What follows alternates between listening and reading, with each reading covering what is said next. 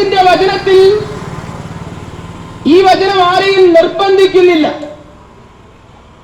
ഈ വചനത്തെ ആരും ബലമായി നിങ്ങളിത് വിശ്വസിക്കണമെന്ന് പറയുന്നില്ല. എന്നാൽ ഒരു കാലഘട്ടത്തിൽ ലോകത്തിനും ദേശത്തിനും തകർന്നു കിടന്ന ഞങ്ങളുടെ ജീവിതത്തെ യഥാർത്ഥ മനുഷ്യനാക്കി തീർത്തത് ഈ ദൈവത്തിന്റെ വചനമാണ്.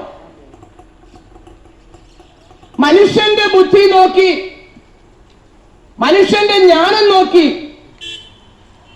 അവർ ആർക്കും കഴിയാത്ത ഞങ്ങളുടെ സ്വഭാവത്തെ, മൃഗതുല്യനായിരുന്ന സ്വഭാവത്തെ സ്നേഹത്തിന്റെയും സമാധാനത്തിന്റെയും ഐശ്വര്യത്തിന്റെയും അനുഗ്രഹത്തിന്റെയും സന്ദേശമായ സുവിശേഷം ഞങ്ങളെ ഒരു യഥാർത്ഥ മനുഷ്യനാക്കി തീർക്കുവാനിടയായി.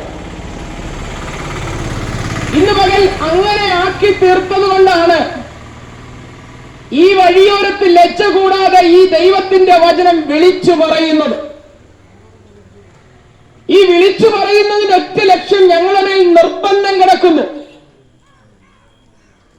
രണ്ട് തരത്തിലാണ് ദൈവവചനം പ്രവർത്തിക്കുന്നത്. എല്ലാ മനുഷ്യർക്കും ദൈവം ന്യായവിധി ഒന്ന് വച്ചിട്ടുണ്ട്. നമ്മളുടെ ജീവിതം,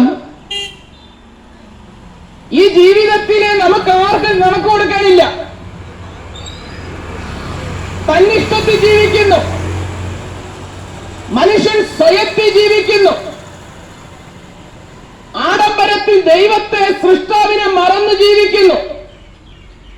തനിക്കിഷ്ടമുള്ളതുപോലെ ജീവിക്കുന്നു.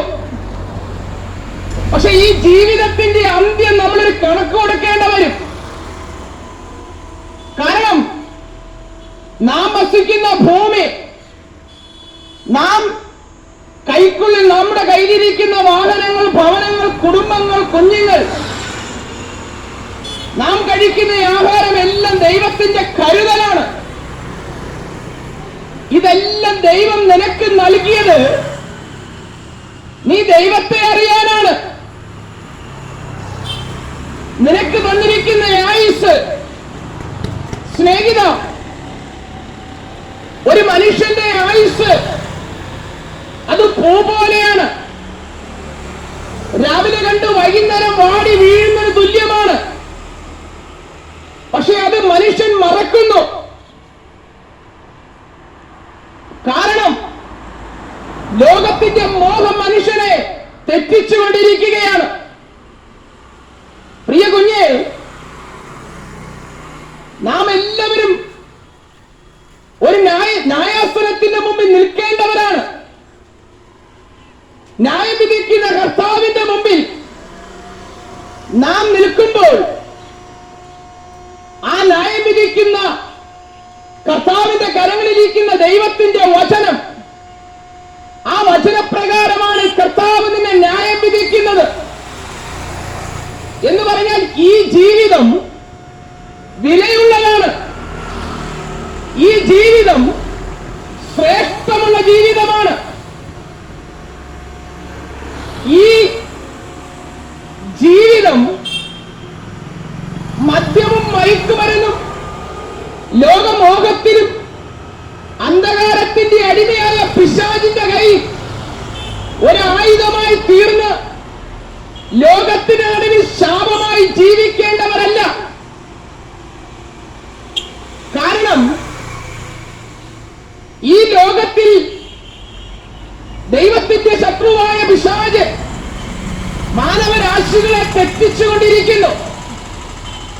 എന്നാൽ തെറ്റിക്കൊണ്ടിരിക്കുന്ന മനുഷ്യനെ നേരെയാക്കുന്ന, എന്ന് പറഞ്ഞാൽ യഥാർത്ഥ വഴി കാണിച്ചു കൊടുക്കുന്ന, അത് നിർബന്ധമില്ല. നീ ഇങ്ങനെ വരണം, ഇങ്ങനെ വന്നേ മതിയാവൂ എന്ന് നിർബന്ധമില്ല. പക്ഷെ ഞങ്ങൾ അറിഞ്ഞ ജീവന്റെ വചനം ഞങ്ങളെ വിടിവിച്ച്, ഞങ്ങളെ വീണ്ടെടുത്ത്, ഞങ്ങളെ യഥാർത്ഥ മനുഷ്യനാക്കി തീർത്ത ഈ ജീവന്റെ സന്ദേശം ഞങ്ങൾ അറിയിക്കുന്നതിന്റെ ലക്ഷ്യം ഞങ്ങൾ നിങ്ങൾക്ക് വേണ്ടി കണക്ക് കൊടുക്കേണ്ടതാണ്. ഈ സന്ധ്യയോടടുത്ത സമയത്ത് പല വ്യക്തികളും പറയും, ലജ്ജയില്ലേ, നിങ്ങൾക്ക് വേറെ ജോലിയില്ലേ? പ്രിയ സ്നേഹിത, പ്രിയ മകനെ, ലജ്ജിക്കേണ്ട ഒരവസ്ഥയുണ്ടായിരുന്നു, നാണക്കേടുന്ന ഒരവസ്ഥയുണ്ടായിരുന്നു, മുഖപ്പൊത്തി ജീവിച്ച ഒരവസ്ഥയുണ്ടായിരുന്നു, മാറത്തടിച്ച് ജീവിച്ച ഒരവസ്ഥയുണ്ടായിരുന്നു. എന്തിന് ജനിച്ചു എന്ന് വിചാരിച്ച് മരണം കാത്തു കിടന്ന ഒരവസ്ഥയുണ്ടായിരുന്നു. ആ അവസ്ഥ നിങ്ങൾ കണ്ടിട്ടില്ല. പക്ഷെ കാണേണ്ട സ്വർഗം കാണുവാനിടയായി. കേൾക്കേണ്ട ശബ്ദം കേട്ടപ്പോൾ ഹൃദയത്തിൽ ദൈവത്തിന്റെ സന്നിധിയിൽ തീരുമാനമെടുത്ത നിമിഷം ദൈവത്തിന്റെ സൗഖ്യം, ദൈവത്തിന്റെ വിടുതൽ, ദൈവത്തിന്റെ ആശ്വാസം ഞങ്ങളെ ജീവിതത്തിൽ കടന്നു വരുവാനിടയായി. ലോകം കണ്ടിട്ടും മാറിക്കടന്നുപോയി. സ്നേഹിതന്മാർ, സഹോദരന്മാർ മാറി നിന്നപ്പോൾ ചേർത്ത് പിടിച്ച ഒരു കരമുണ്ട്. അത് മറ്റാരുമല്ല, ഒരു മതത്തിന്റെ സ്ഥാപകനല്ല, മറിച്ച് എന്നെയും നിങ്ങളെയും സൃഷ്ടിച്ച സർവശക്തനായ ദൈവം, സകല സൃഷ്ടികളുടെയും ഉടയവനായ ദൈവം. ആ ദൈവം ഈ ദേശത്തെ സ്നേഹിക്കുന്നു, ഈ ദേശത്തിലെ ഓരോ വ്യക്തികളെയും സ്നേഹിക്കുന്നു. കാരണം പ്രിയ സ്നേഹിത, പാപത്തിൽ ജനിച്ചു, പാപത്തിൽ ജീവിച്ചു, പാപത്തിൽ മരിക്കേണ്ടവനല്ല. അങ്ങനെ ജീവിച്ച ഒരു കാലഘട്ടം ഉണ്ടായിരുന്നു. മനുഷ്യന്റെ പാപം നിമിത്തം മനുഷ്യൻ യാഗങ്ങൾ കഴിക്കുന്നുണ്ടായിരുന്നു. മനുഷ്യൻ ചെയ്യുന്ന പാപത്തിനനുസരിച്ച് മൃഗത്തിന്റെ യാഗങ്ങൾ എന്ന് പറയാൻ ദൈവത്തെ പ്രസാദിപ്പിക്കുവാൻ വേണ്ടി പല യാഗങ്ങളും പല നേർച്ചകളും കാഴ്ചകളും മനുഷ്യന്റെ പാപത്തിനു വേണ്ടി കഴിച്ചിരുന്ന ഒരു ന്യായപ്രമാണ യുഗമുണ്ടായിരുന്നു. പക്ഷെ അന്നൊന്നും മനുഷ്യന് വീണ്ടെടുപ്പില്ല. അന്നും മനുഷ്യൻ പാപത്തിന് യാഗം കഴിക്കുന്നു. പക്ഷെ വീണ്ടും അതിക്രൂരമായ രീതിയിൽ വീണ്ടും മനുഷ്യൻ പാപത്തിൽ ജീവിക്കുവാനിടയായി. അങ്ങനെ ജീവിച്ചിരുന്ന ഒരു കാലഘട്ടമുണ്ട്. എന്നാൽ ഇന്ന് പകൽ ഞാൻ പറയട്ടെ, ഇതാ സകല മാനവരാശികളുടെയും പാപത്തിനു വേണ്ടി ഇതാ ഒരു ക്രൂശിക്കുവാനിടയായി. ഒരു ക്രൂശിതനായ ക്രിസ്തുവിനെ പരിചയപ്പെടുത്തുകയാണ്. മൃഗത്തിന്റെ രക്തത്തിൽ പ്രസാദിക്കാത്ത ദൈവം സകല മാനവരാശികളുടെയും പാപങ്ങൾക്ക് വേണ്ടി, ഒന്നുകൂടി പറയുക, സകല മാനവരാശികളുടെ പാപം സ്വർഗാദി സ്വർഗത്തിലിരുന്ന തന്റെ ഓമന പുത്രനായ ക്രിസ്തുവിനെ, തന്റെ ഓമന കുമാരനായ കർത്താവായ യേശുവിന്റെ കരങ്ങളിൽ, യേശുവിന്റെ മേൽ ചുമത്തുവാനിടയായി. എന്ന് പറഞ്ഞാൽ ഈ ലോകത്തിൽ കാണുന്ന സകല മാനവരാശികളെയും സകല മനുഷ്യവർഗങ്ങളെയും സ്നേഹിച്ചുകൊണ്ട് അനേക പുത്രന്മാരെ നേടേണ്ടതിന് തന്റെ സ്വന്തം പുത്രനായ തേജസ്സിലിരുന്ന ക്രിസ്തുവിനെ ദൈവം ക്രൂശിക്കുവാനിടയായി. പലരും ചിന്തിക്കാറുണ്ട്, യേശുവിനെ ക്രൂശിച്ചത് പടയാളികളാണെന്ന്, യേശുവിനെ ക്രൂശിച്ചത് പീലാത്തോസും പടയാളികളുമാണെന്ന്. അത് തെറ്റാണ്. വിശുദ്ധ വേദപുസ്തകം പറയുന്നു, അനേക പുത്രന്മാരെ തിരഞ്ഞെടുക്കേണ്ടതിന്, അനേക പുത്രന്മാർ ഉണ്ടാകേണ്ടതിന്. ഏത് പുത്രൻ? ദൈവപുത്രൻ. മനുഷ്യപുത്രനായിരിക്കുന്ന നിന്നെ ദൈവപുത്രന്മാരാക്കേണ്ടതിന് തന്റെ ഓമന പുത്രനായ ക്രിസ്തുവിനെ പിതാവായ ദൈവം ക്രൂശിൽ തകർത്ത് കളഞ്ഞു. അപ്പൊ ക്രിസ്തു മരിച്ചത് പിതാവിന്റെ ഇഷ്ടം ചെയ്യുവാനാണ്. ആരാണ് പിതാവ്? നമ്മുടെ സൃഷ്ടാവായ ദൈവം, നമ്മെ സൃഷ്ടിച്ച ദൈവം. അങ്ങനെ നമ്മളെ സ്നേഹിച്ച ആ സ്നേഹത്തിന്റെ സന്ദേശമാണ് സുവിശേഷം. വീണ്ടും നീ ആ പാപത്തിൽ ജീവിക്കാനുള്ളവനല്ല. പാപത്തിന്റെ അന്ത്യം മരണമാണ്.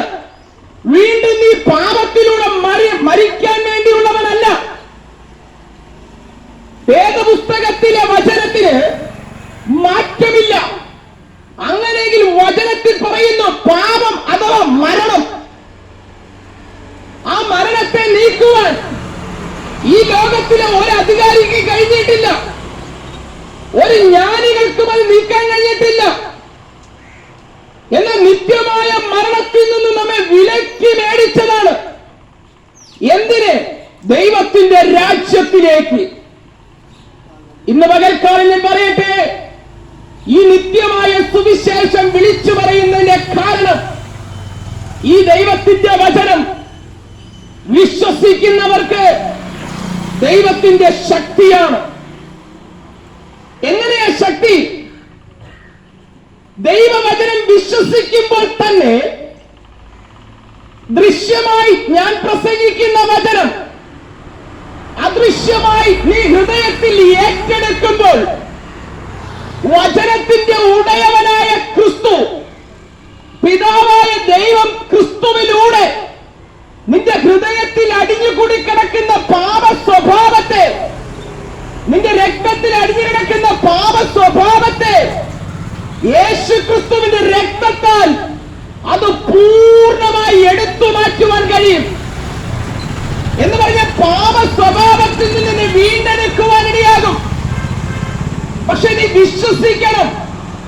വിശ്വസിച്ച് ഏറ്റെടുത്ത് ദൈവമാണെന്നും രക്ഷിതാവാണെന്നും യേശുവിനെ കർത്താവും രക്ഷിതാവുമായി അംഗീകരിക്കുന്നവൻ, യേശുവിനെ രക്ഷകനായി സ്വീകരിക്കുന്നവൻ, പാപങ്ങളെ ഏറ്റുപറഞ്ഞ് പാപം അഗുണമായിരിക്കുന്ന നിന്റെ ജീവിതത്തെ യേശു ക്രിസ്തുവിലൂടെ ഉപേക്ഷിച്ച് ഒരു പുതിയ മനുഷ്യനായി തീരാൻ തയ്യാറാണെങ്കിൽ യേശു നിന്റെ ജീവിതത്തിലേക്ക് കടന്നു വരുവാനിടയാകും. ഞാൻ എന്റെ മക്കളെ ചുരുക്കാൻ ആഗ്രഹിക്കുകയാണ്. പ്രിയ കുഞ്ഞെ, യേശു നിന്നെ എങ്ങനെയാ വീണ്ടെടുത്തത്? യേശുവിനെ കുറ്റമില്ലാത്തവനായി വിധിച്ചു. എന്നാൽ സകല കുറ്റവും, നീ കറുത്തവനായിരിക്കാം, വെളുത്തവനായിരിക്കാം, പാവനോ പണക്കാരനോ കുലഹീനനോ ചെകിടനോ ഏത് മധ്യമായിക്കൊള്ളട്ടെ, നിങ്ങൾ ചെയ്ത പാപം, നിന്നെ വീണ്ടെടുക്കേണ്ടതിന് നിന്റെ രക്തത്തിൽ അടിഞ്ഞുകൂടി കിടക്കുന്ന പാപത്തിനു വേണ്ടി യേശുവിനെ അവർ ക്രൂശിക്കുവാനിടയായി. എങ്ങനെ ക്രൂശിച്ചു? നാം അപമാനിക്കപ്പെടേണ്ടതിന് പകരം ക്രിസ്തു അപമാനിക്കപ്പെട്ടു. നാം നിന്നെ എനിക്ക് അനുഭവിക്കേണ്ടതിന് പകരം ക്രിസ്തു നിന്നെ അനുഭവിച്ചു. അവന്റെ ശരീരത്തിലെ ഓരോ തുള്ളി രക്തം ഇറ്റിറ്റായി വീണു. ക്രൂശിൽ കിടന്നപ്പോൾ പടയാളികൾ മാറത്തു ഒരു കുന്തം കൊണ്ട് തറയ്ക്കുവാനിടയായി. അതിനകത്തു നിന്ന് വെള്ളവും രക്തവും ഒഴുകുവാനിടയായി.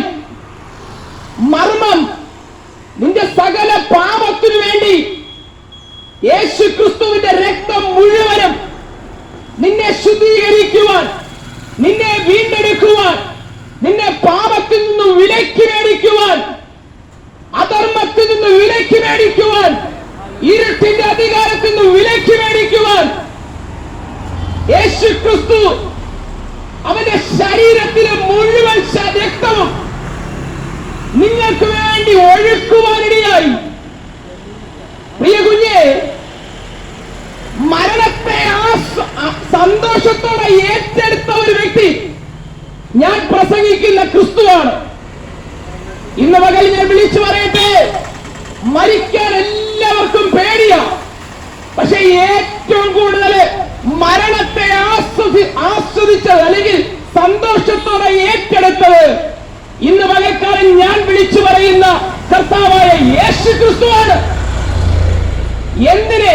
നമ്മെ വിലക്കി മേടിക്കുവാൻ, നമ്മെ നിത്യതയിലേക്ക് നടത്തുവാൻ, നിത്യമരണത്തിൽ നിന്നും നിത്യജീവനിലേക്ക് നമ്മെ കൂട്ടിക്കൊണ്ടുപോകുവാൻ യേശു നമുക്ക് വേണ്ടി മരിച്ചു.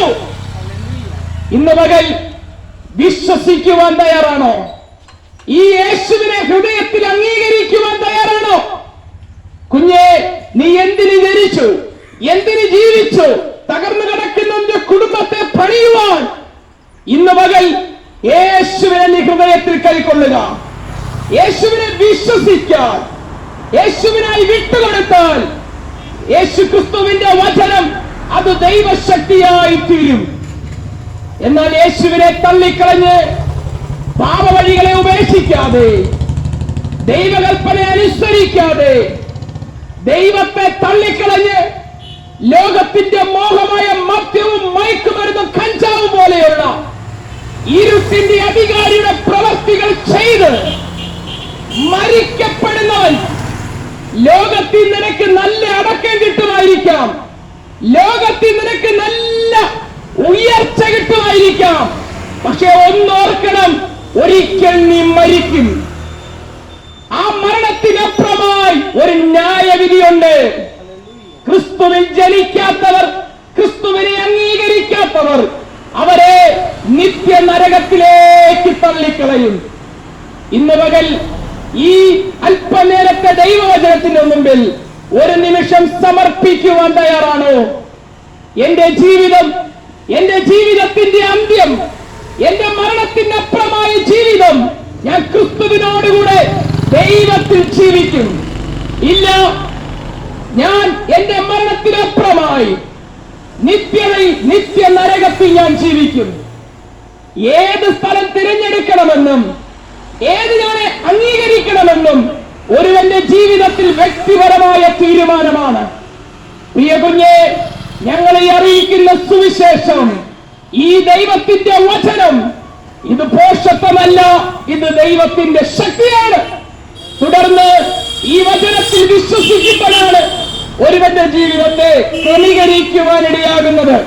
ഇന്ന് പകൽ യേശുവിനെ അംഗീകരിക്കാൻ തയ്യാറാണെങ്കിൽ, യേശുവിനാൽ ജീവിതത്തെ വിട്ടുകൊടുക്കാൻ തയ്യാറാണെങ്കിൽ, ഇന്ന് പകൽ നിങ്ങളുടെ പേര് ജീവന്റെ പുസ്തകത്തിൽ എഴുതുവാനിടയാകും.